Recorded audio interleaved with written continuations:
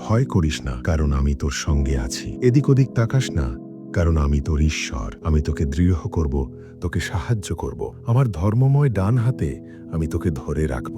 আজ যদি তোর মন ভয়ে ভরা থাকে, যদি পরিস্থিতি তোকে দুর্বল অনুভব করায়, তবে এই বাক্য শুধু পড়ার জন্য নয়, এই বাক্য তোর হৃদয়কে শক্ত করে ধরার জন্য। আমি বলছি, ভয় করিস না, কারণ যখন পুরো পৃথিবী তোকে ছেড়ে দেয়, তখনও আমি তোর পাশে দাঁড়িয়ে আছি। তুই একা নস। তোর চোখের জল, তোর যন্ত্রণা, তোর নিঃশব্দ প্রার্থনা সব আমি দেখছি।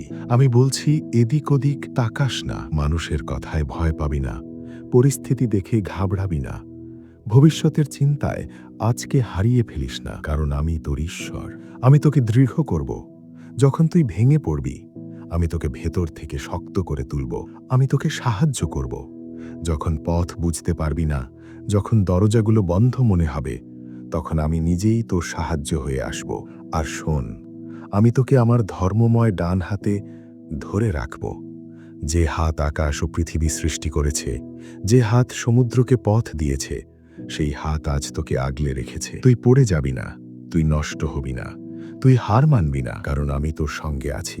আজ এই বাক্যটা নিজের হৃদয়ে বসিয়ে নে। ভয়কে ছেড়ে দে, চিন্তাকে প্রভুর পায়ের কাছে রেখে দে, কারণ যিনি এই কথা বলেছেন তিনি তা পূর্ণও করবেন। ভয় করিস না, আমি তোর সঙ্গে আছি।